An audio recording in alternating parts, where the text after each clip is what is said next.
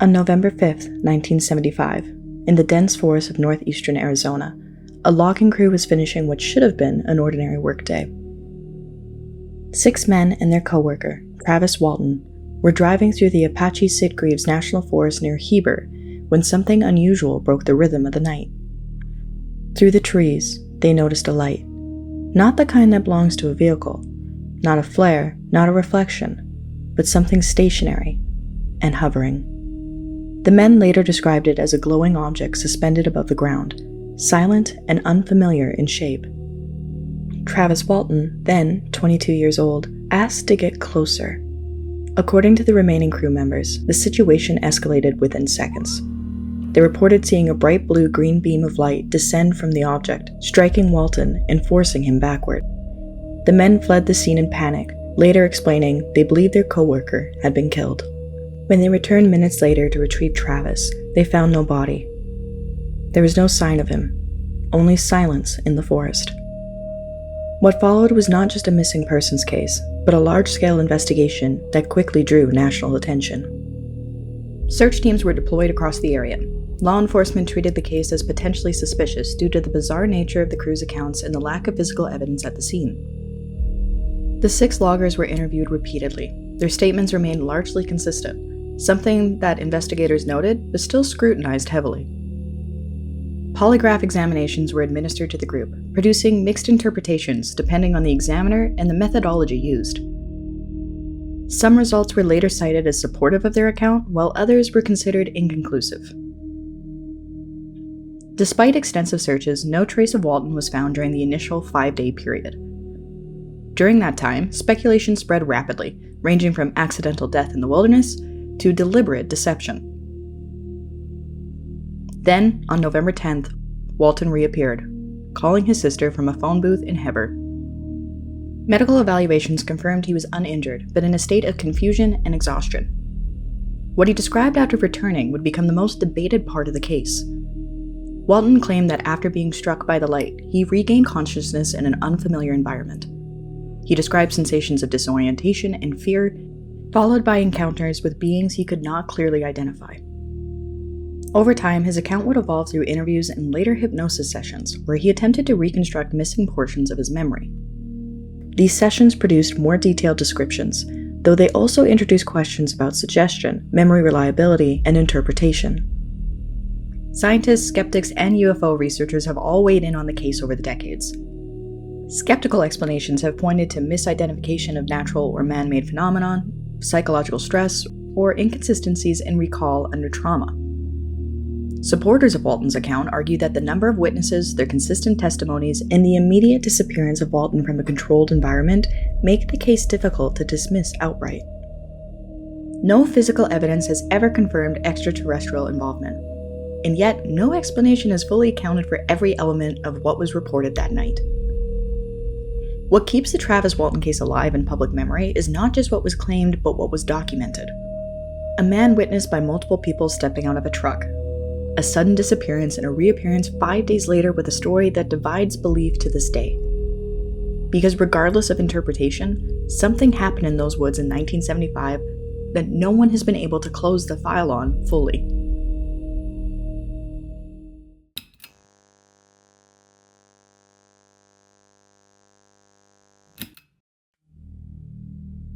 On the night of September 19, 1961, Betty and Barney Hill were driving home through the White Mountains of New Hampshire. It was late. The roads were quiet. Their journey, like many others before it, should have ended without incident. But as they traveled along Route 3 near Lincoln, Barney Hill noticed something unusual in the sky. At first, it appeared to be a moving light, silent, steady, and unlike any aircraft he recognized. As they continued driving, the object seemed to follow them. Concerned, Barney pulled over and stopped the car. Using binoculars, he observed what he later described as a structured craft with rows of illuminated windows and figures moving inside. Moments later, both Betty and Barney reported a period of time they were missing. They recalled resuming their drive, but with no clear memory of what had occurred during that interval. In the days that followed, both began experiencing psychological distress. Vivid dreams, fragmented memories, and recurring sensations they could not fully explain. This led them to seek medical and psychiatric evaluation. It was during this period that their account gained wider attention, eventually becoming one of the first widely publicized abduction cases in the United States. A key turning point came when both underwent hypnosis sessions conducted by Dr. Benjamin Simon, a Boston psychiatrist specializing in trauma and memory recovery. Under hypnosis, Betty and Barney each described similar sequences of events involving being taken aboard a craft, undergoing examinations, and interacting with non-human entities. However, it is important to note that these accounts emerged specifically during hypnotic regression, a technique that, while used in psychotherapy at the time, is now widely debated in terms of memory reliability and suggestibility. Despite skepticism, the Hills case became a foundational reference point in UFO literature and culture. Investigations at the time did not produce physical evidence of an encounter, but what set this case apart was not material proof, but the psychological documentation. Medical records, therapy notes, and repeated interviews created one of the earliest structured case files involving claimed abduction and missing time. Skeptical explanations have pointed to stress, sleep disruption, misinterpretation of natural or man-made aerial phenomena, and the influence of hypnosis on memory reconstruction.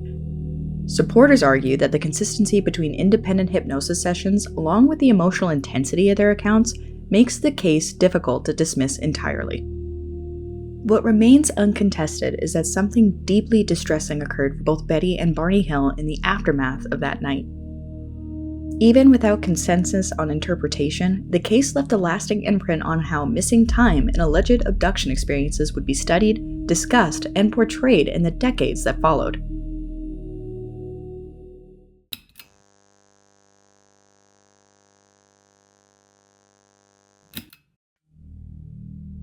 In November of 1989, in the heart of New York City, a case emerged that would challenge the traditional settings associated with alleged abduction accounts. At the center of it was Linda Napolitano, a resident of Manhattan who later claimed she experienced an encounter that began inside her apartment and extended into one of the most populated urban environments in the world. According to her account, Napolitano reported a sudden experience of missing time inside her home. What followed, she later claimed, involved a memory of being taken from her apartment and encountering non-human entities. What makes this case distinct is not just the claim itself, but what was reported by others in the city at the same time. UFO investigator Bud Hopkins, who later documented the case, stated that multiple independent witnesses came forward describing unusual aerial activity over Manhattan during the same time frame. Most notably, Hopkins also reported testimony from individuals who have claimed to seen a figure being levitated from a high-rise building in downtown New York, an account that brought significant attention to the case due to its visibility in a heavily populated area. Unlike rural abduction narratives, this case introduced a striking contrast: the idea that such an event could occur in full view of a major city, with potential witnesses nearby. However, like many cases of this nature, no physical evidence was ever recovered to confirm the events as described. The investigation relied heavily on personal testimony, hypnotic regression sessions, and secondary witness accounts collected and interpreted by Hopkins and his team. Critics of the case have pointed to the lack of verifiable documentation, inconsistencies in recollection over time, and the broader concerns surrounding memory reliability under hypnosis. Supporters argue that the number of reported witnesses and the unusual nature of the claims make the case difficult to dismiss outright, especially given its urban setting and the presence of multiple independent narratives. What ultimately defines the Manhattan case is not resolution, but contradiction. A claimed encounter taking place in one of the most surveilled and densely populated cities in the world, yet leaving behind no physical record that can be independently verified. And that tension between visibility and absence is what continues to keep the case in discussion decades later. Because if something like this could be reported in a city like New York, then the question is not just what happened that night, but how many other moments were never seen at all.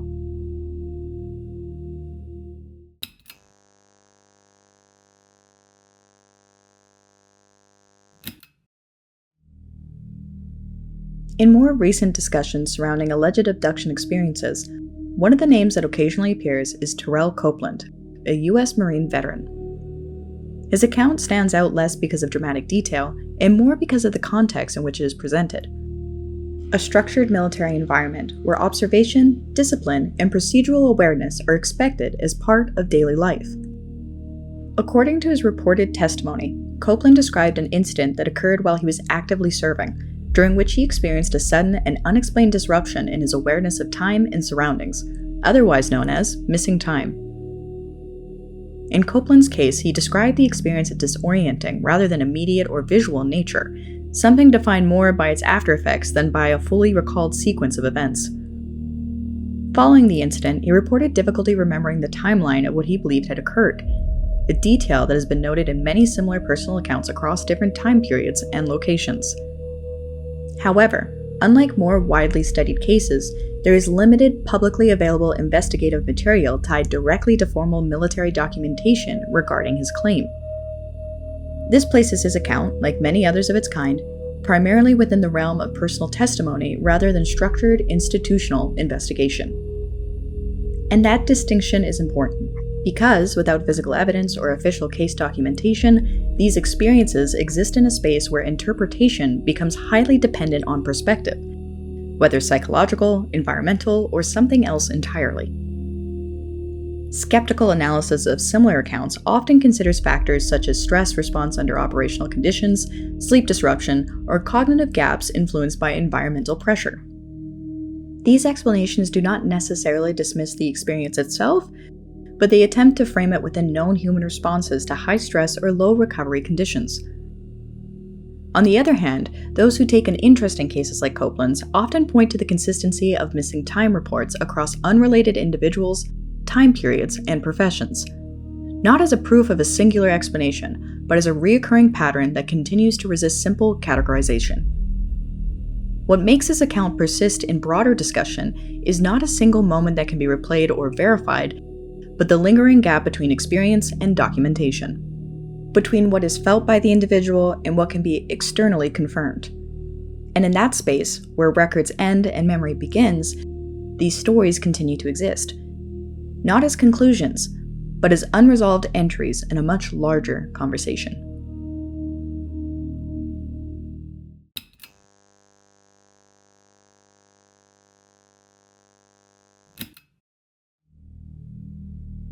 On the evening of October 11, 1973, two shipyard workers, Charles Hickenson and Calvin Parker, were fishing along the Pascagoula River in Mississippi. It was a quiet night, remote, familiar. But according to both men, that routine setting changed without warning. They reported hearing a strange buzzing or mechanical sound, followed by the appearance of a glowing object near the riverbank. What they described next would become one of the most widely discussed close encounter cases in modern UFO history. Both Hickenson and Parker claimed they were suddenly immobilized and taken aboard the object. In separate accounts, they later described being examined by non-human entities before being released back to the riverbank. What sets this case apart is not only the testimony itself, but what happened immediately afterward. Shaken and visibly distressed, both men did not initially contact the media. Instead, they went directly to the Jackson County Sheriff's Office to report what they believed had occurred. Law enforcement officials later documented their statements, noting their emotional state during the initial interview.